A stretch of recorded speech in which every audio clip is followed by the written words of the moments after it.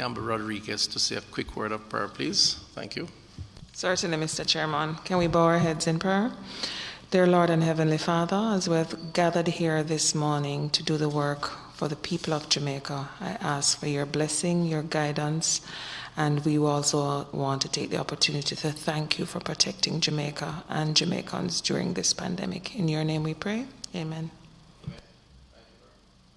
Thank you very much.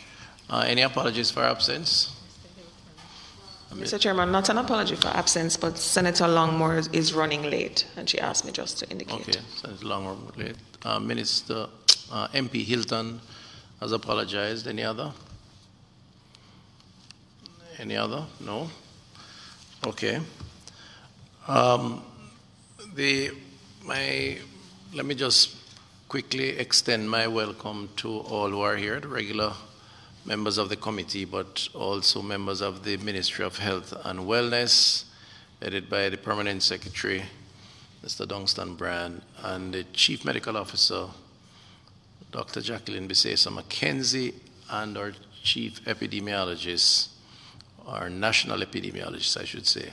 You're not a chief, you're a national. Okay, Dr. Webster Carr. And beside Dr. Webster Carr is,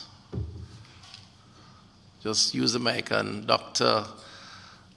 Lord. What's your title again? Sorry. Your title. Use the mic. Sorry, Dr. Carol Lord. Right, I know, but what's your title? Program Development Officer in the Family Health Unit, Okay. Ministry of Health. All right, great. And you didn't hear her. Can you say it slowly, please, or Okay, slower? Dr. Carol Lord, Program Development Officer in the Family Health Unit. Program Development Officer in the Family Health Unit. Ministry of Health and Wellness. Thank you, Dr. Lord. And Lord spelled L-O-R-D-E. Remember the E? No E. Well, oh, yeah. Okay, you have it on the thing there, so you need to cross it off. All right. And we have... Good morning, everyone. Kamisha Shaw Kelly, representing Dr. Ennis from Family Health Unit. Okay, so we have Dr. Ennis's rep, Dr. Kamisha Shaw Kelly. Shaw Kelly, right. And my apologies for not remembering all of these names, but I have a very big ministry. And so I recognize the importance and of each person. All right, so we're going to begin in the interest of time. A lot is happening, so let's move right into the minutes. And the minutes are before us. I'm going to ask us to turn our attention to that. Page 1 is the minutes of the June 23rd, 2021, of course. Page 2.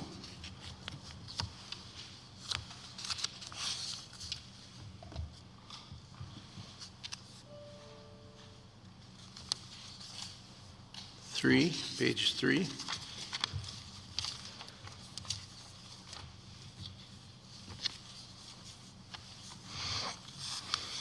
Page 4.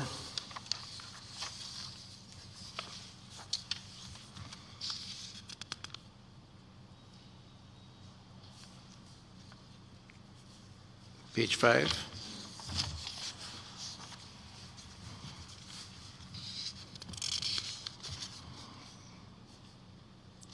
Six.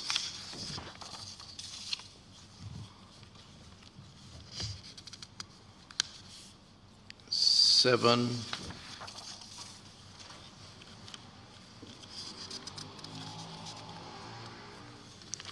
8.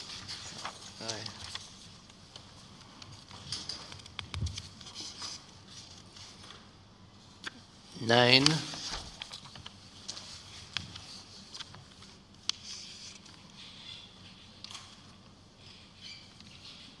10.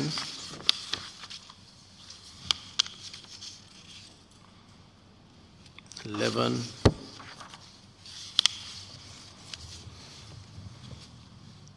12.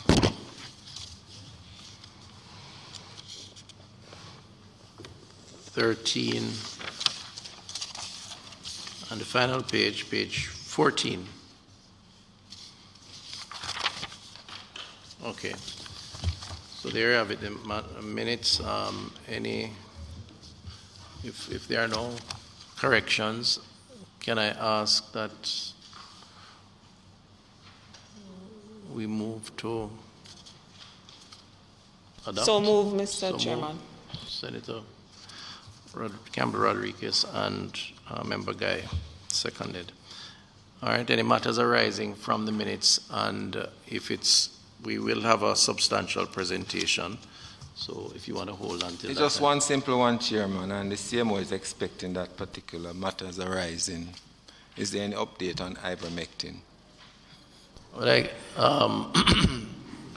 I can give an update. I would probably take that one on an update on ivermectin. You want to do it, CMO? Okay, go ahead. No, we don't have any further progress in terms of the approval from WHO. So we're still awaiting that. I meant with private sector representation to the ministry, actually. Sorry? I meant with private sector representation to the ministry.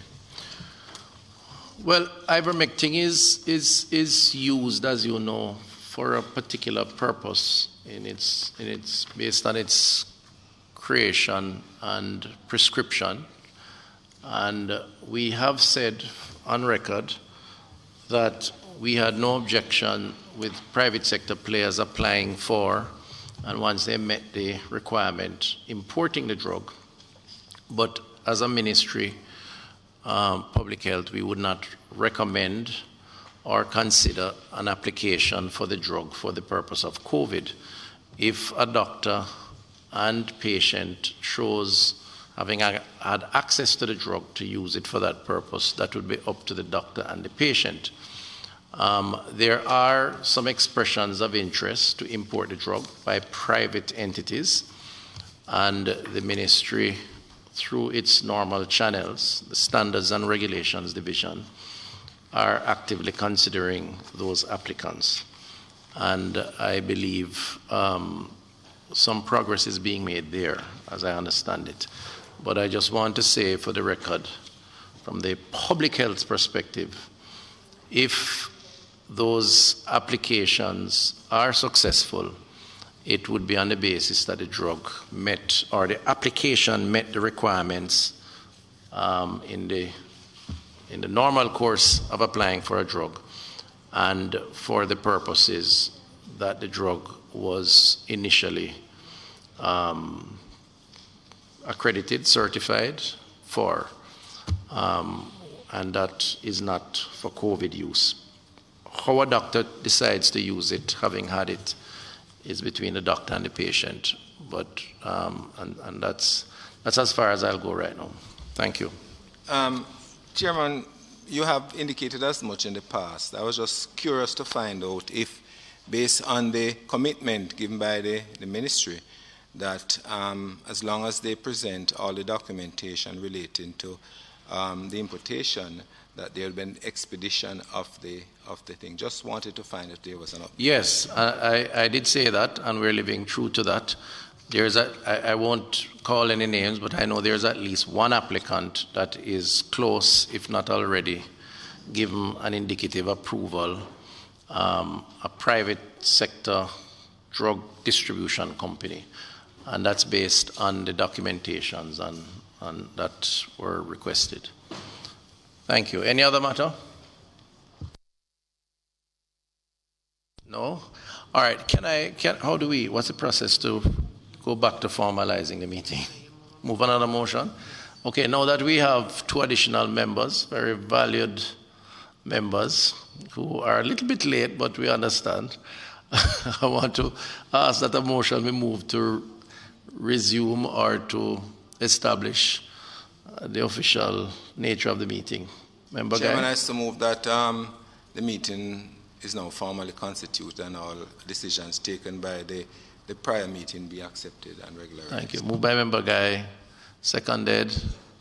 Okay, great. So we're back to normal. And welcome to the two members who came in after we started.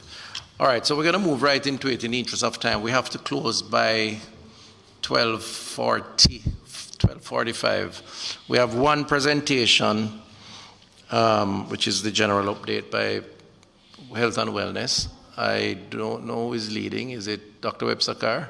Okay. Mr. Chairman, just Yes. a quick question. I have a question that I don't think is going to be addressed in it. Do Right. you want me to ask before or after? Is that matter arising from the minutes? You can ask now if you want. It's not from the minutes. It's just a general Okay, question. go ahead. Go ahead. And I'm just seeking some clarity. The antigen tests, so many persons, including myself, get false positive or positive false. I don't know what the right term is. Why are we still bothering? It's a genuine question because it's a waste of money in quite a lot of instances, and I believe it is giving us so much wrong information from the antigen tests. Why are we bothering with them?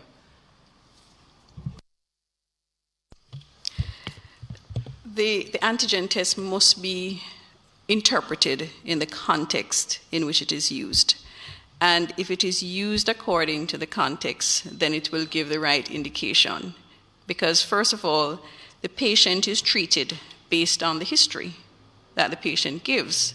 And so if the patient is a suspected case, then the necessary public health measures should be put in place.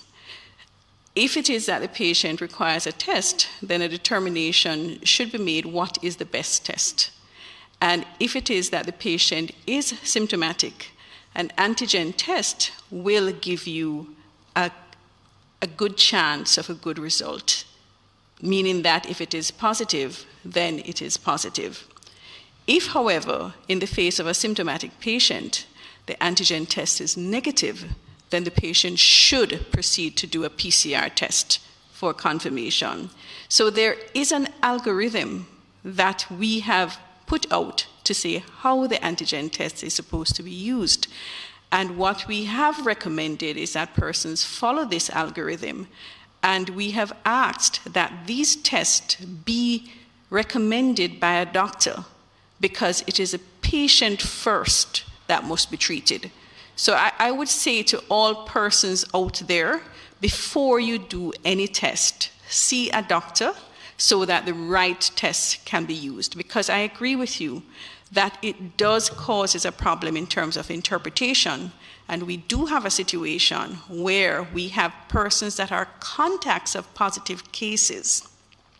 They are going directly to the lab, doing an antigen test, they are asymptomatic, and they get a negative test, and they feel that everything is wonderful. Exactly. So the person must understand that your treatment must be guided by a doctor, because the doctor would then be able to say that you are a contact of a positive patient based on their assessment whether this is a close contact.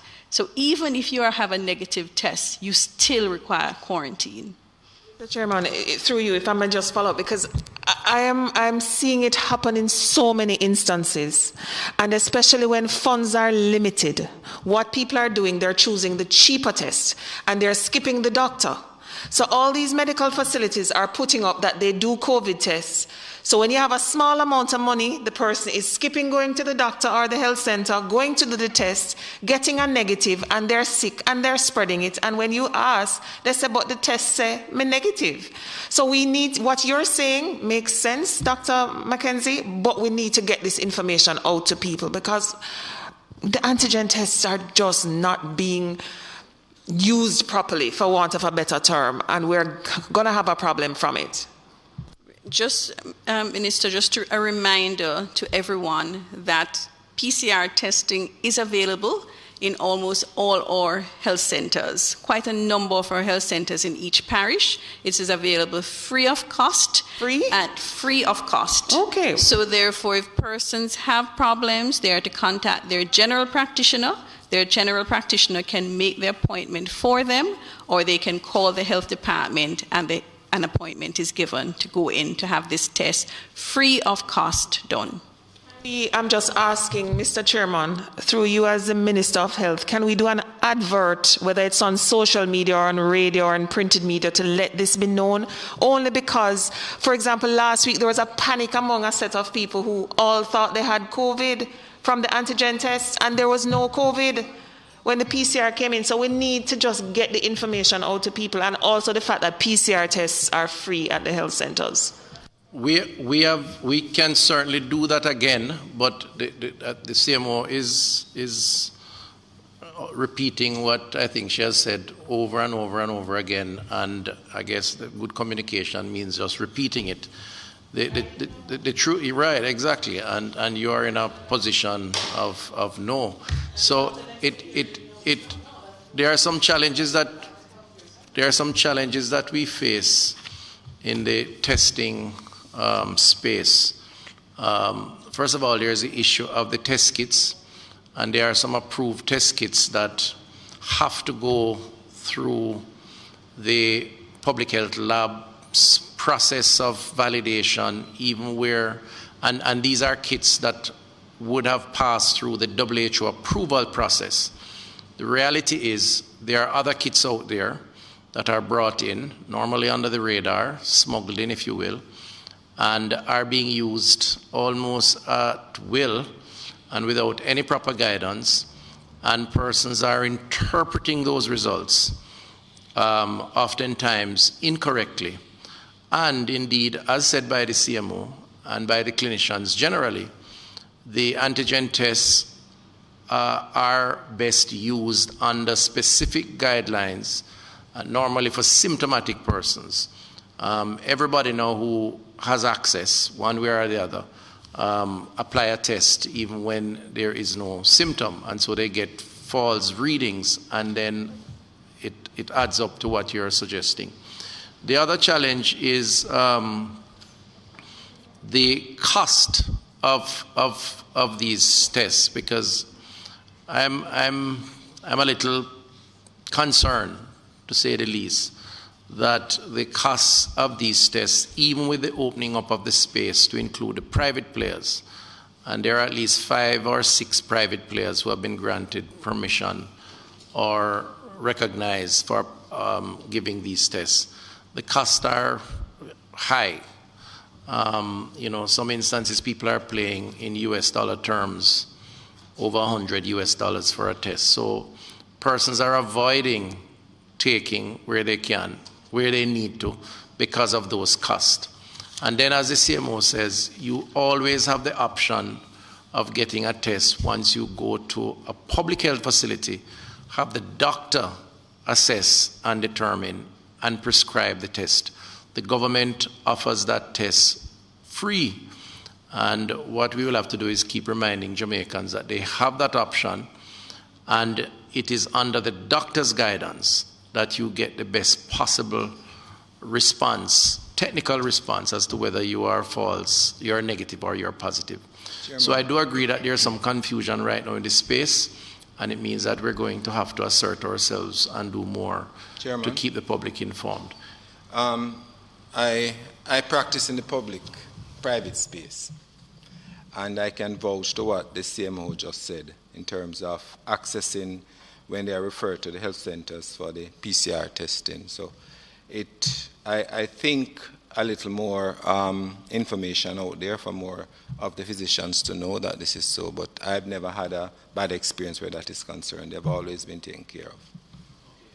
All right, we're just seeking some clarity on the ability to access those at the health center. Is it that persons who are symptomatic, or there's a question as to the positivity? So it's not for persons who are going to be traveling and so forth, who just need a negative test? Yes, thank you for that question. I'm glad to be given an opportunity to respond to that.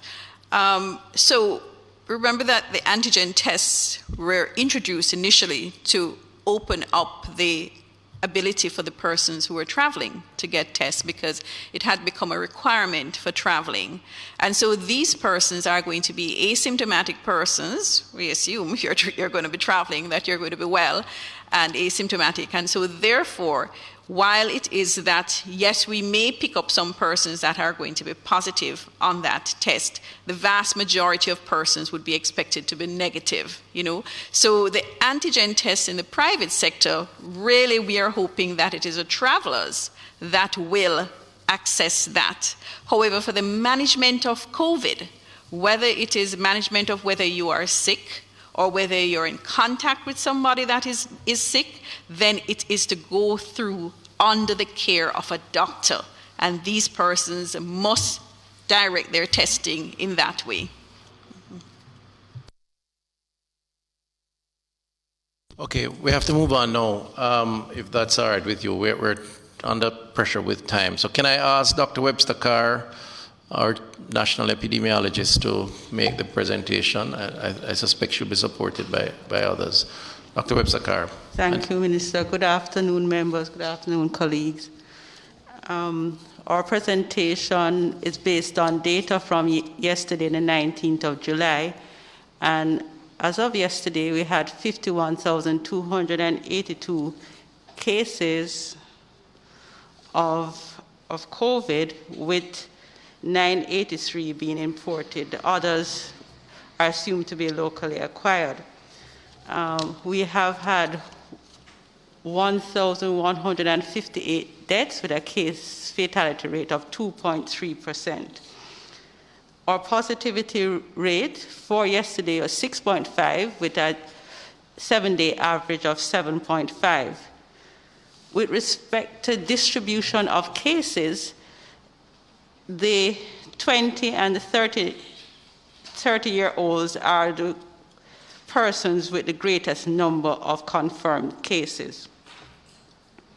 However, when we look at deaths, persons over 40, the numbers start to increase, with the case fatality rate significantly so higher from you hit your 40s, and with the highest among the older population. Persons over 90, 20% of persons or 21% of persons over 90 actually die.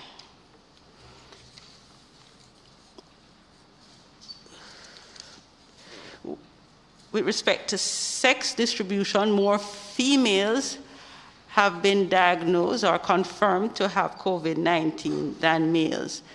However, when we look at the deaths, more males are dying from COVID, significantly so. With respect to stay in hospital, on average, it's 10 days from admission to death, range from same day of admission to 85 days. 10 persons were dead on arrival.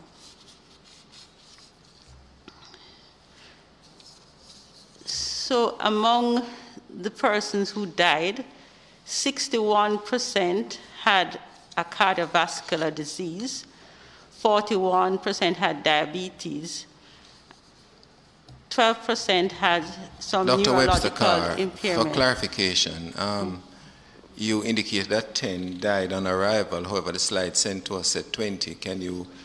20. Okay. 20.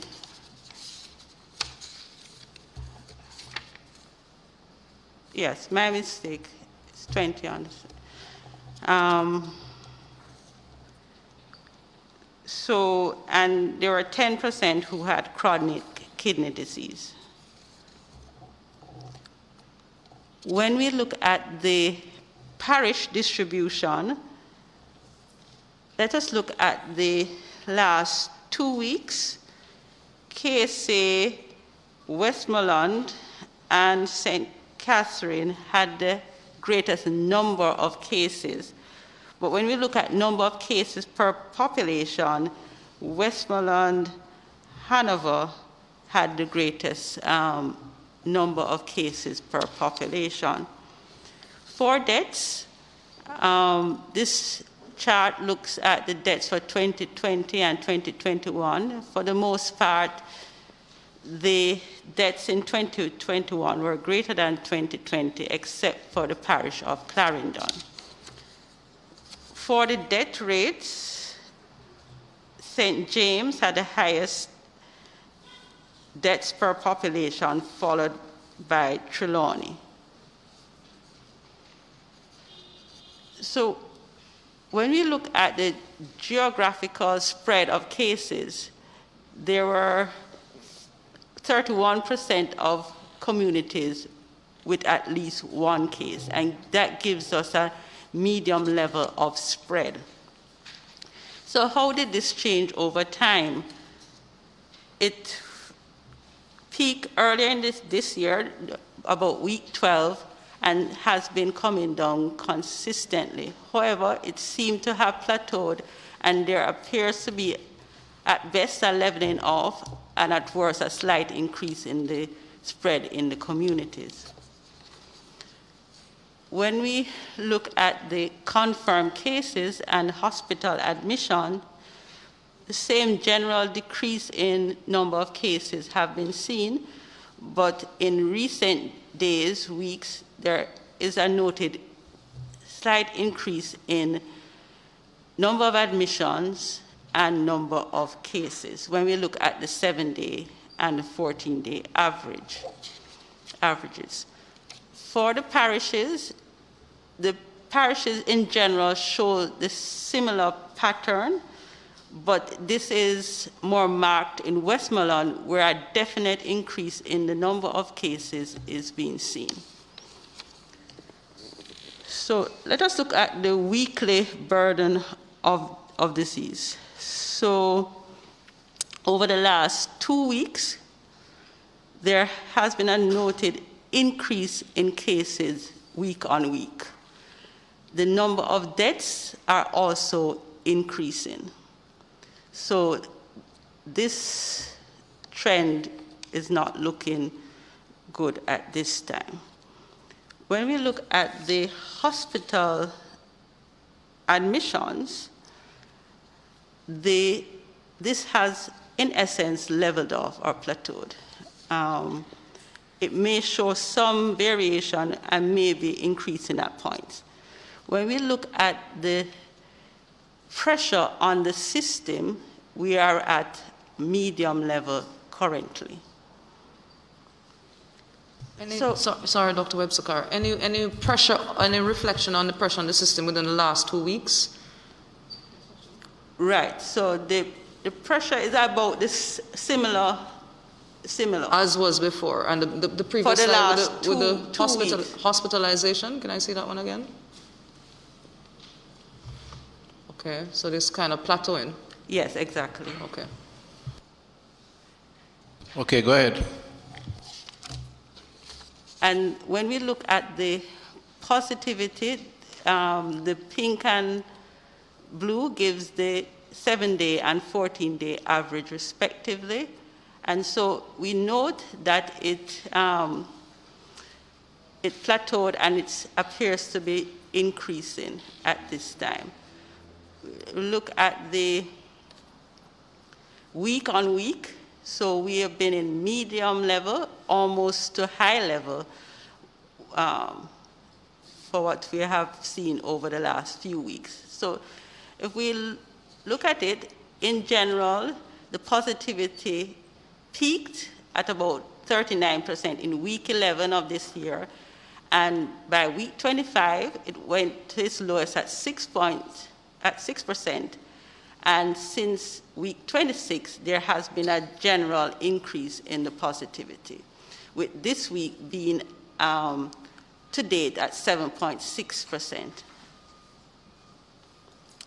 So for genetic sequencing, for the results that we have had from December to June, the alpha variant has been the variant that is most often observed.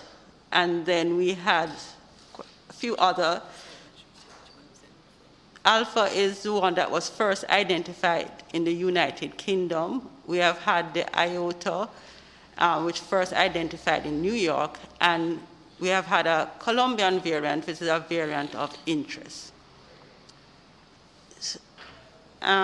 We have when we look at the reproductive number for both confirmed and admission, they're at 1.1, which means that these numbers, the cases are increasing and the admissions are increasing. So this chart gives you the reproductive rates over time. And as you see, over the last few weeks, we have been going up, and we are finally above 1. A question, Mr. Chairman, if I may. So, statistics has never been my strong suit, so help me here. We say that 1 is the magic number in, layman's term. Is the 0.1 significant, or can I ignore 0.1? No, you cannot ignore 0.1. 0.1 is very important. At 1, it means we are steady. So if we're at 75% being confirmed for today, it will be 75 the next day and 75. If we are at 1.1, in 24 days, we probably would have doubled to 150 cases. So that 0.1 means there's an exponential increase, but the level of how fast it increases is low compared to a 3, where every 5-6 days, 1 person would have transmitted to 3 persons. And then 3 persons would have transmitted to another 3, so that's 9. And that's how we increase exponentially. At 1.1, it takes a little. So if you have 100 person at 1.1, in 6 days, you would have 110 in effect. So remember, anything, just to be clear, if you don't mind, Dr. Webster, anything over 1 represents a worrying trend. So no matter how small no matter how small it is, once you really want to keep it below 1, which means you're spreading at a slower rate than the existing number, which would mean that you would see a decline in the infection rate. Once it gets to 1 and beyond, 1.1, 1.2, 1.3, it means that the infection is spreading at an exponential rate, and it means that we will see more cases being represented in the population. So, Mr. Chairman, given that we are on the eve of... If you get to 1.3?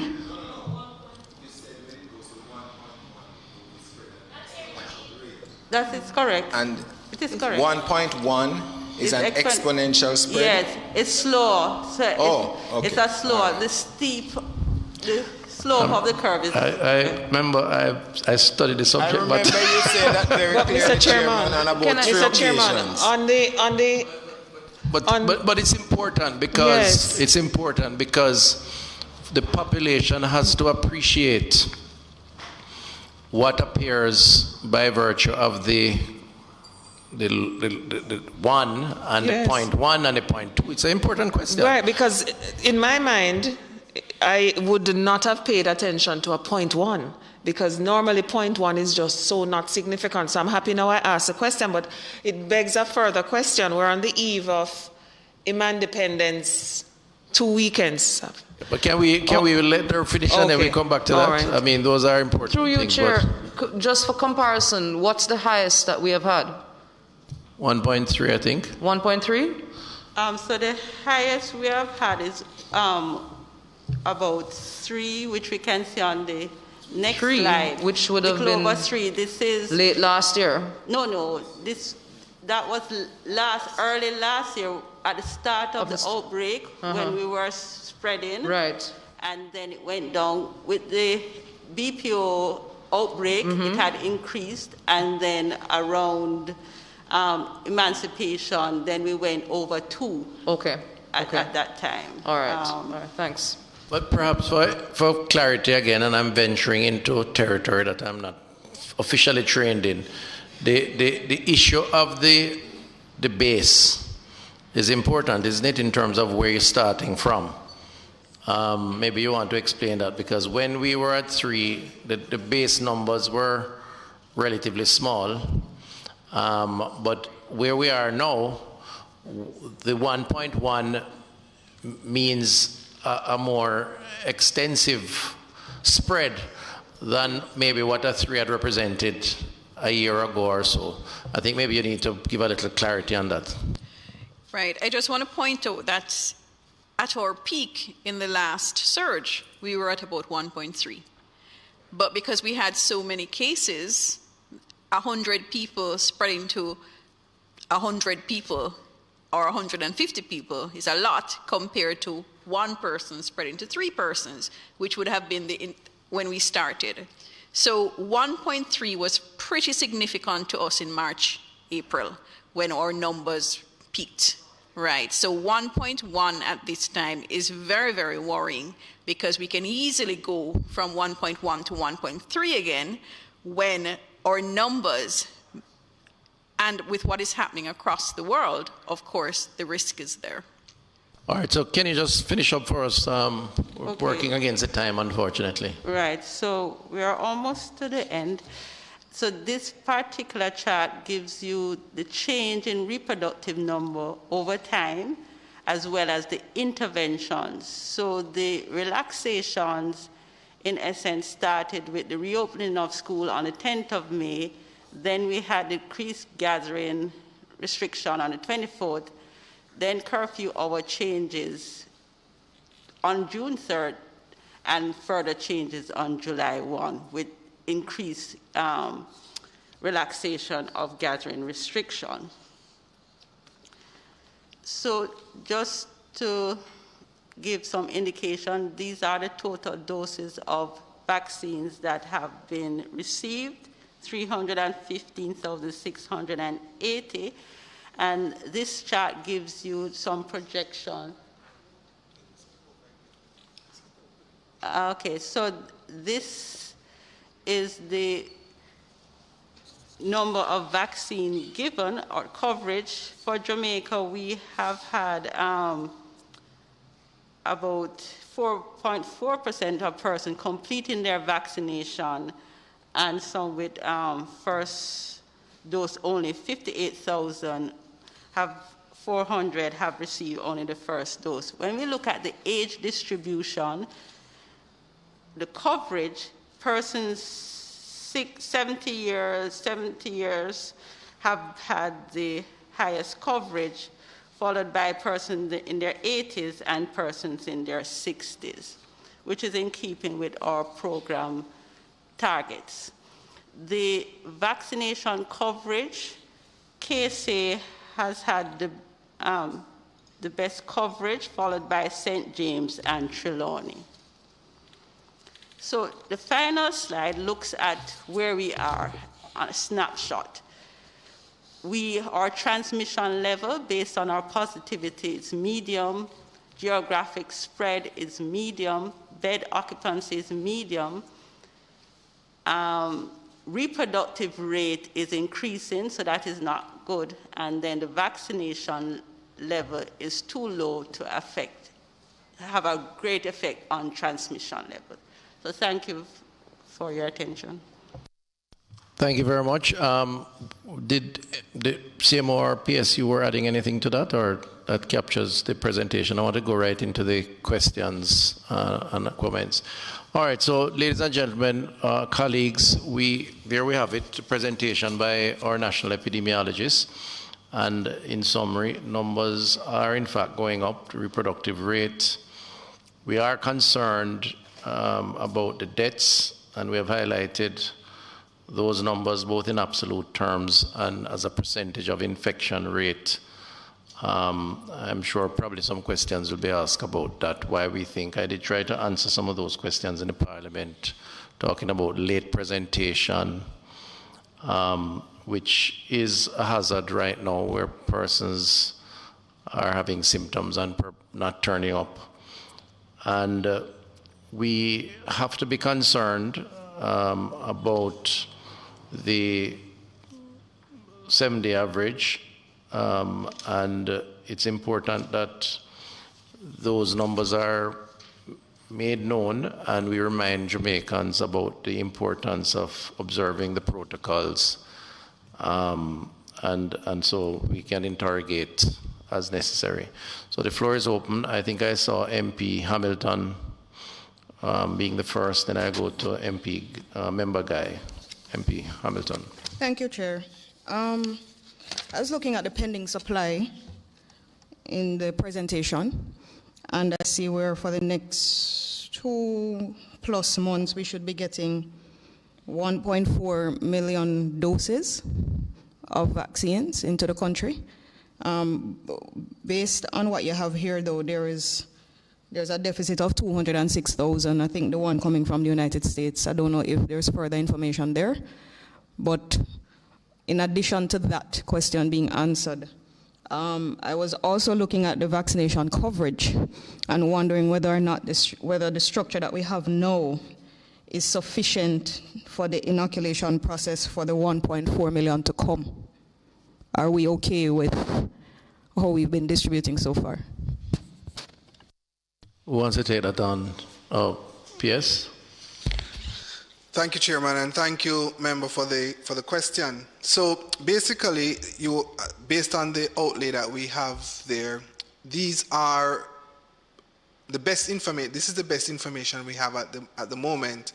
There are still some uncertainties around supply. For example, we were to receive in country last week Johnson & Johnson, about 130,000 doses of Johnson & Johnson were to land in country.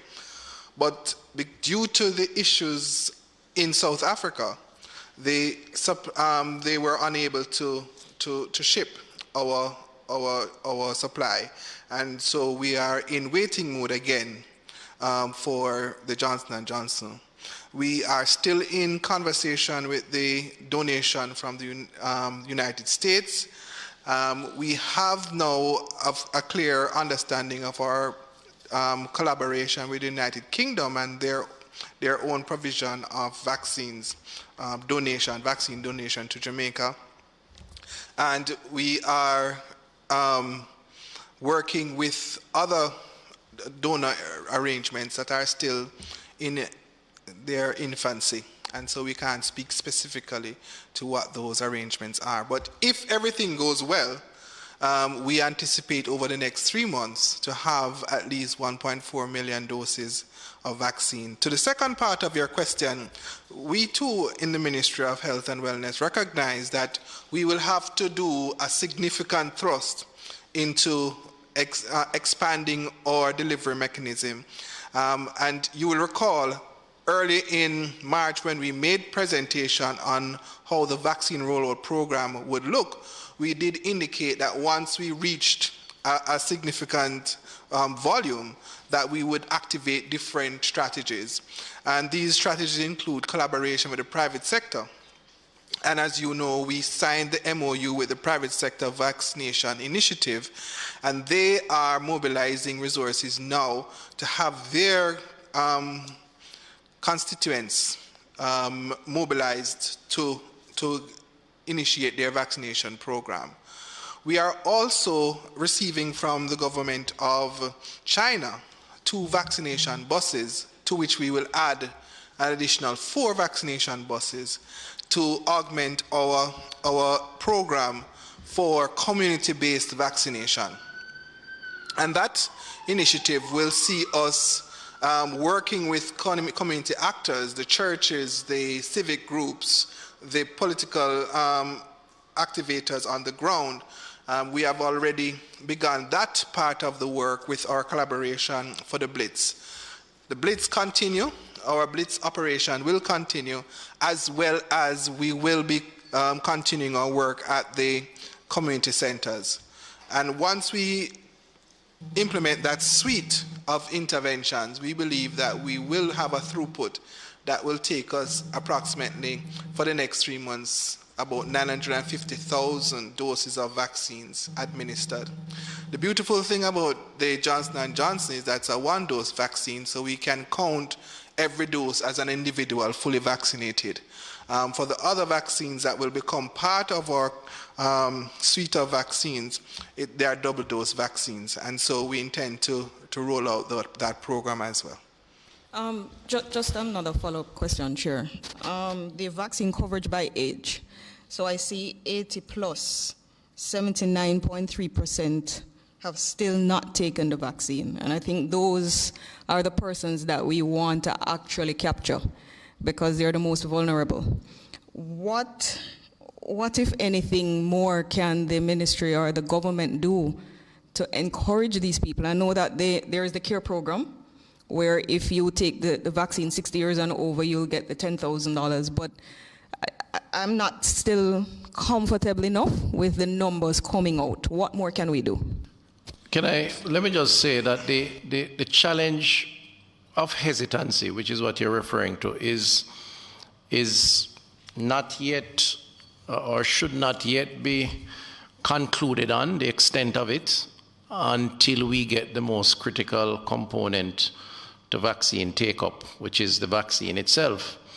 I understand that, Chair, but remember, initially when we started this, it was to cater to the 80 and over. Right, so I'm gonna... And we opened it up when we realized that they weren't taking up the vaccine. Right, I'm getting there. So one is the issue of the vaccine itself. And I think in fairness, we have been not as successful as we would like to be in having available supplies. The other, I think, and as an MP, I believe both of us can relate to this, is access from the standpoint of the logistics. We have to mobilize people to come out, and we did so. The best example of that was the Blitz weekend when we had the 75,000 doses that had an expiration date that was pretty close. And what we actually did was use the political reps and others, and we literally bust people into stations. As it turned out, we did 83,000 over a 4-day period. So I think it's possible, and I think we have demonstrated that it's possible, because what we did, we combined availability and mobilization using, at the time, key influencers on the ground in communities, the members of parliament, councillors, and to the extent that they engaged, they were able to influence persons who otherwise, either because of limitations on mobility or just unawareness, came out and got the jab, got the vaccine. What the PS has explained is that in anticipation of an amount of vaccines that we have not seen before, based on the leads that we are pursuing. And these are very active and hopeful leads. In the case of Johnson & Johnson, this is a contractual obligation. We have paid for the vaccines. In the other cases, commitments have been made, documentations have been signed or are being signed. And so we do expect over the next 2 weeks or so to see arrivals that would require us to engage in that level of mobilization and more. So the community engagement, as outlined in terms of the mobile buses, the key influencers at the community level, not just the politicians, but the church and other groups that have influence on the ground, the location selection to make it more accessible, and indeed, as you have said, even the incentivization of those who may require that level of incentive, whether in real terms or after the fact, are all considerations at this time. And the ministry is very actively engaged in developing that plan, because we believe that once we have the vaccines, we could get up to the 800,000 or 900,000 over the next 2 to 3 months, which would take us up to about 1 million or so, or just about 1 million or a little over that. My own view is that when you hit 1 million, you're going to start experiencing greater levels of hesitancy. And that's where now you have to pivot again, I suspect, to get persons to come in beyond that number. Now, that would take us to 50%. If you get to 1 million, or a little over 1 million, you're going to go to 50 or just over 50% of your targeted population. Remember now we have a targeted population of about 2 million, 1.9 high. We would need, therefore, to get another million. And I think the strategy for that second million would have to be slightly different. Now, in jurisdictions around the country, sorry to be long-winded, but I think it's important that the country appreciates this, where vaccine levels are high but not sufficient based on the policy of the government, those governments, we have seen other creative measures being deployed, including policy around things like access to work, access to certain facilities, even legislation that requires persons of a particular age to be vaccinated. France is a good example of that, and we have seen pushback on that. Other countries or private sector entities have employed other methods. My own view on that is that there is going to come a point when we will have to give some consideration for some of those measures, because the policy around vaccines as the most effective response to COVID has to be considered as a greater good for the population. And indeed, to opt out of that response as an individual decision may be in a choice you make, but if it is going to impact the general population and the interests of the greater good, then I think government as well as employers and others may have to give serious consideration for stronger measures. But I don't think we're there yet. I think we need to continue to use moral suasion. I think we need to continue to manage efficiently the logistics of application once we have the vaccines, take it to the people as opposed to the people coming to it, and also use key influencers to help the populace to the extent that they don't understand and appreciate the importance of the measure. So we are traveling, and it's a phased approach. What we need right now are the vaccines, and we're hopeful, more hopeful than in previous months, that we are on the cusp of having enough to really wage a significant response as part of controlling the virus. Yes, sir. Just to add that that's the conversation that I wanted us to have in terms of access and mobility, because my experience has been that there were persons 80 and over who wanted to take the vaccine, but because they weren't mobilized properly, or couldn't leave home because they have whatever illness, they would have preferred for the vaccine to come to them, but then there was no such option, because I tried, but there was no such option. And so there are persons out there who wouldn't want to take it, but just don't have that ability to. That's where we're headed. All right, so I'm going to member Guy was next in line, but you're yielding, okay. Clarification, please. Thank you very much, Mr. Chairman. Mr. Permanent Secretary, you were mentioning just now the arrival schedule for the doses expected over the next 2 to 3 months. And just out of clarity, since we're at July 20 today, and shortly looking at August, is there a schedule that you are yet in a position to more concretely confirm? I know you spoke that it should arrive, and the situation with Johnson & Johnson versus the others, just for some sort of comfort in appreciating what might be more than likely.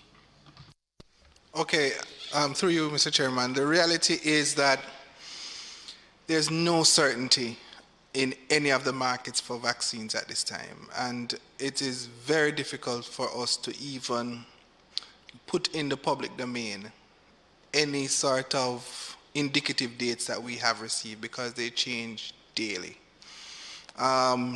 We have been, for example, we have been in negotiations with the United States for some time for the donation from them in terms of vaccine, and the indicative date from the White House was June 30, and that was made public.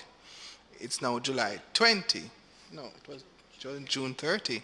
It's now July 20, and we're still in negotiations, having a conversation around when the supply will arrive. The situation with Johnson & Johnson, as I explained. So there are always a lot of moving parts, a lot of geopolitical issues that affect dates and arrival times, supply chain issues that affect what we can do. I caution my team all the time, not until it lands at Norman Manley, you say it, that it has arrived in country, because it does rob us of our credibility when we say one thing and it comes out to be something else. And in crisis management, credibility is the most effective currency. And so as a Ministry of Health team, we consistently try to guard against any erosion of our credibility. Okay. Member Guy? Chairman, I have a few questions, and it's for different members of the team, so I could ask them to. Just the first one, and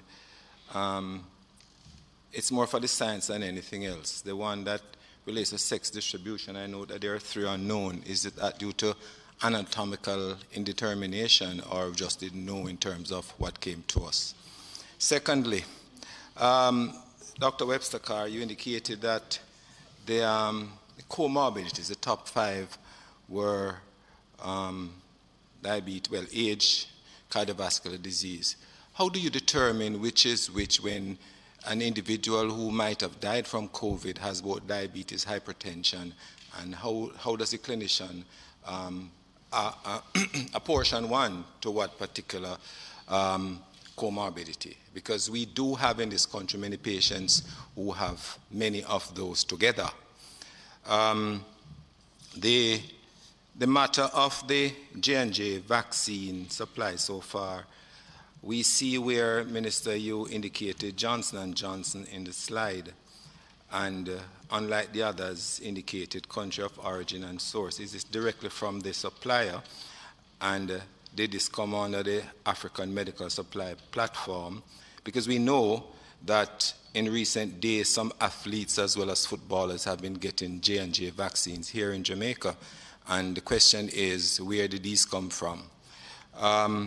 Fourthly, the matter of the death rate. Well, leave that one for now. The date of the samples for genomic sequencing. I see here on the slide that the last one is the 24th of June that particular result was given for. Minister, you will recall that you indicated to the Parliament that samples are being sent weekly, so we should be getting the weekly update. And the last one you gave the Parliament was that last Friday samples came, which was discussed at Cabinet, which have been the Monday prior to the Tuesday when you made the presentation. Do we have another update today as to whether any other samples have come back and whether Delta is here in any of the samples? And also, in sync with that, what I'd like to know is that what are the dates that these samples were actually collected prior to them being sent off? Because we know that the ministry has been collecting samples, some have been stored, so we might be looking at old information in terms of where we are going in terms of the genomic sequencing. So I just want to know the dates of the samples, when they were actually swabbed, collected, before they were sent off. There is one other matter, Minister, and it relates to the number of vaccinations. I know that it was indicated publicly, as well as here, that in some instances, we got 11 doses out of a vial for 10 doses. To what extent is that? How widespread is that? And I ask it against the background that up to the 30th of June this year, Jamaica had received 249,800 doses. And on the 30th of June, we got another supply. I think it was that came from the COVAX facility, or was it Mexico? But that's irrelevant. The ministry, however, posted on July 1 that 261,267 Jamaicans had been vaccinated, had gotten a shot.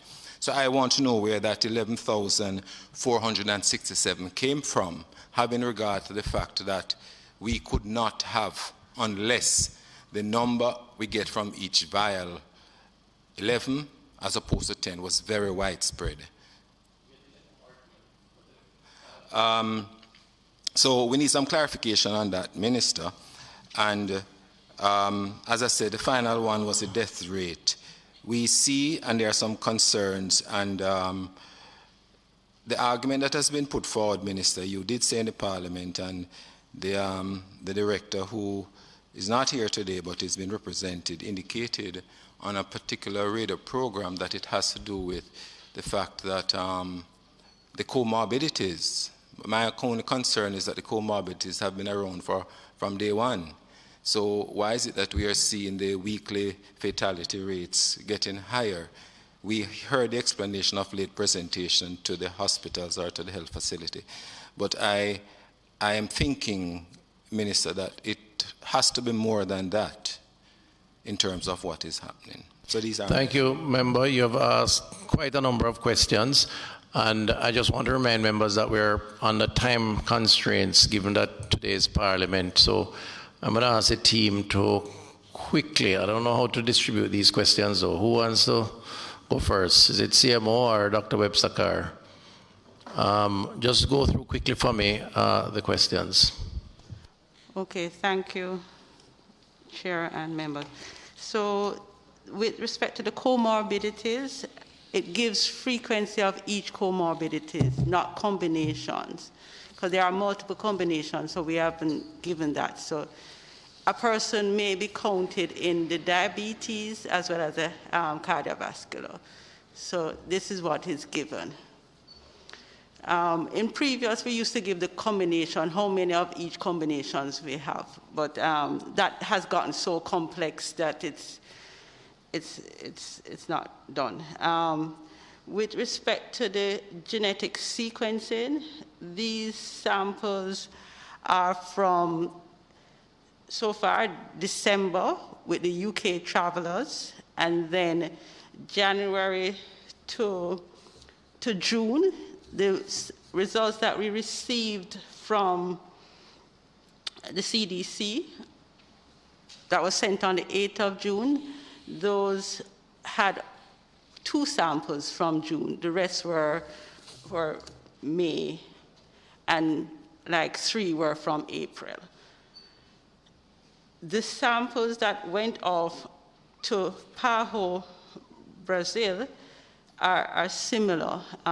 April, May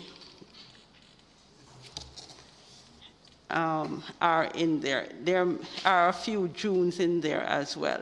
The samples, however, that goes off to Pajo are pre-screened, and so it would have to have a mutation for it to be sent off. So we would not see the original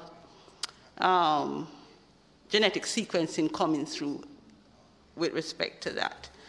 With the weekly case fatality rate, we note that what we have noted is that persons are unwilling to be tested.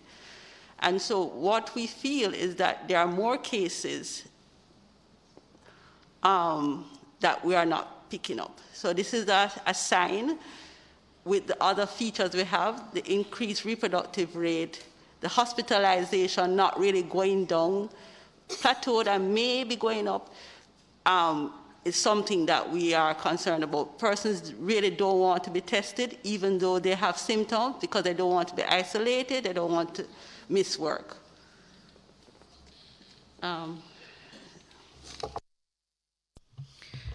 Okay, well, in terms of the doses from each vial, I think that it is more routine that we get 11 doses.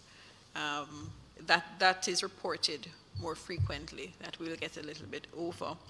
I just want to make a correction that should have been made some weeks ago. When we had reported in that press conference that we had, I can't remember how much it was, 260-something persons vaccinated, it was actually doses. It was actually doses given. So that was an error. And so therefore anybody listening would have recognized that when you added up the first dose and the second doses, it would have been less persons vaccinated. So that was an error that we apologize for. I understand, CMO, but my question just now spoke to doses, you know. So you're basically saying that it is more the norm that 11 is obtained. Yes. So basically then you would have 24,000 extra doses as opposed to what would come based on the manifest. Well, not necessarily, because I mean, apart from the one that was taken at Cornell that we don't find it. Well, and you know, remember that some persons will pull out 10 and not bother to use whatever is extra is in the bottle.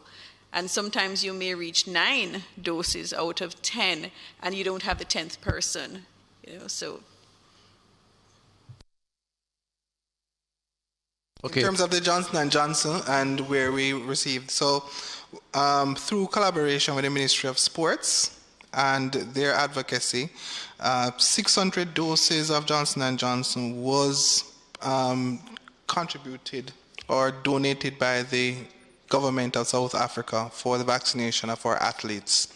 And then another 300 doses of Johnson & Johnson was received in country through a private donation, also for the vaccination of persons in the sporting arena. I think the footballers and some other participants. Country of origin? For the donation, it was America. USA. Oh, sorry, USA. Mm-hmm. The final one. Just to say, remember, you probably would appreciate why we felt it was important, our athletes going to the Olympics, the requirements of participation, and the fact, of course, that they represent not just themselves and their economic viability, but a source of pride for our country, and we wanted to make sure that they achieve the objective. That's not an issue, it's just that we just wanted to know in that it had not been publicized that this was so. So hence my question in here. It may have been said, but nevertheless, it wasn't an issue keeping it a secret. I remember we're really on time. You have a follow-up, and then we're going to go. It's not a follow-up, Minister. Just one question that wasn't answered. Oh, the unknown. The? Wasn't answered. The unknown. The unknown. Okay, so some of the cases we got very little information on. So we just got, they were positive, probably don't have an address, no phone number. And so we really don't know male, female. I think it's worth clarifying too, member, that you mentioned the issue of comorbidities and why I give him a response I had given about deaths and why these weren't the case in the past. I believe I was more fulsome in my response than to ascribe only comorbidities to the increased deaths. I think I had said, for the record, that we had issues around late presentation, so persons turning up when they were in an advanced state of illness, unwillingness to test, as opposed to in the early stages where persons would test at the least sign of any symptoms. And when you combine all of those, then you get a cocktail of issues that becomes a lot more lethal. So I don't know if Dr. Webster wants to expand on that. No, just to say that we do genetic testing for our deaths, just in case that's a question. And we got back, in the CDC set, we got back 4. And of that, 3 were the Delta, and 1 was the Iota. So 3 were the Alpha, sorry. Sorry, 3 were the Alpha, 3 were the Alpha. let us be clear, 3 were the Alpha. I shouldn't even mention that. Yeah, but can I just say something that I think requires, and we're going to take the last question. I was just being told by Parliament that we have to wrap up. I think we have to be very as straightforward with the country as possible, not just on the evidence based on the tests done, but on the likelihood based on projections and circumstances. I think you raised an important point, member, on questioning the recency or the age of the samples that were collected. And I think it's quite clear that based on the dates around those samples, the likelihood of picking up the Delta variant at that time would be less than it would be presently. And I think the most recent samples, the ones that are to go off, which would contain samples of June and hopefully July, would be our key insight, if you will, into whether the Delta variant is here. These things normally not advisable to give a personal view, but certainly based on the interactions that we are having as an open society with other geographic spaces that have the Delta variant as a dominant feature of those populations, I certainly believe that it is just more a matter of time before we detect that that variant is here. And I think the same could be said for other populations throughout the world. This is the nature of the virus, this is how it spreads, and once you are exposed with borders that are open of necessity for trade or otherwise, you're going to have that level of exposure. So I do believe that a more accurate reflection of what is present in the population as it relates to variant strains will come from the most recent batch of samples collected. And I think the country should be advised of that and should continue to observe the protocols in anticipation that we are likely to have the Delta variant. Final question. Thank you, Chair. Okay, so just looking at the overview, I understand that we have significant effort on the vaccine side of things, but I am concerned, as I think we all might be, with respect to the capacity of the health system to deal with what might come if we start to see increased rates. The age group of highest transmission and the 20 to 39 age group, wondering if, and considering the fact that emancipendence and that lifestyle is going to be more practiced now, is there any effort to increase our reach to that population to basically try to encourage all of this? For me too, of course, I'm always encouraging immune boosting. The population that the deaths are highest in, I wonder if there was any disaggregation with respect to the deaths at KPH, because I saw where KPH started to use some immune boosting methods in their management of COVID patients. I think there was a tea company that was distributing ginger tea and I think some citrus-based teas. And I'm wondering if there has been any reflection on the effectivity of that, and also to encourage, I know that anecdotally, in private practice, doctors encourage the use of vitamin C, vitamin D, zinc, when persons test positive. They tell them to go home, rest, take X, Y, and Z, load up on your vitamin C, vitamin D, zinc. This helps. Are we seeking to do this in our hospitals, particularly amongst the elderly with the comorbidities who may benefit most, where we can actually affect the death rates and enable the system to not totally crumble or become that strained? And again, the same application to the group, the age groups that the transmission rates is highest amongst, which is the young population. Thank you, Chair. Thank you very much. Who wants to, any of the clinicians, CMO, PS? I must say I was a little taken aback when I saw that headline of a particular tea that somehow was going to be treating COVID. And I can't say... Oh, it wasn't the treatment. Oh, it gave the impression that it's this not the tea treatment. No, it's not the treatment. It was used along with. It's an adjunctive, and that's the whole point of immune boosting, that it can be encouraged. Yeah, you can improve your... But I'm more about the vitamin C, the D, the zinc. CMO, you want to take that on, please? Thank you. Right. I'm really going to have to double check this, but I believe that Dr. Williams had in one of these meetings said that the treatment protocol does include multivitamins and zinc. So I'm going to have to double check on it to make sure, but that would be our standard treatment that was recommended. Yeah, I can, right. But what I can do is we can send you a copy of the treatment protocol, because she did mention in answering a similar question that those were included. Okay, members, we have to close. Unfortunately, Parliament, we're off to a late start.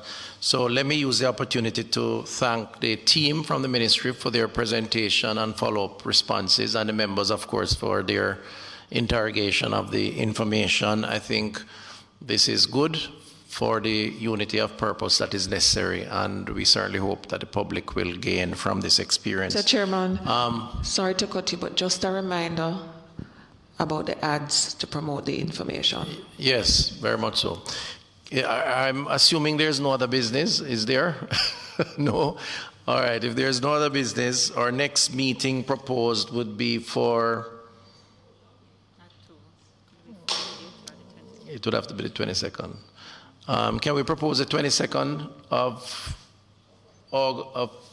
September? Oh, so where's August? Oh, recess. All right. Well, public health is an essential service, so I will reassure the public that we will continue to work even with the recess of Parliament, and we'll make the public aware as to any new developments, and I'll certainly use the opportunity to consult with my opposite across the aisle if necessary. Or if, Chair, any important matter arises, we could also have a Zoom meeting. Right. If there's an important matter requiring this body to meet, we'll arrange a Zoom. But in the meantime, we will look to later on in September, first or second week in September, and we'll pass around the dates with your agreement for a specific time. If that is okay, so moved and seconded by MP Hamilton, Campbell Rodriguez, and MP Hamilton. Ladies and gentlemen, thank you very much, and have a good rest of the week. Thank you.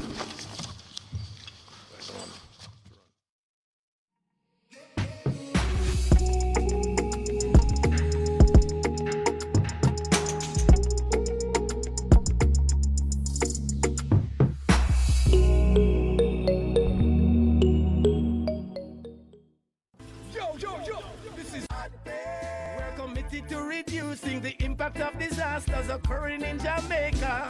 We're ever ready to assist you before, during, and after a disaster. But everybody have a role to play.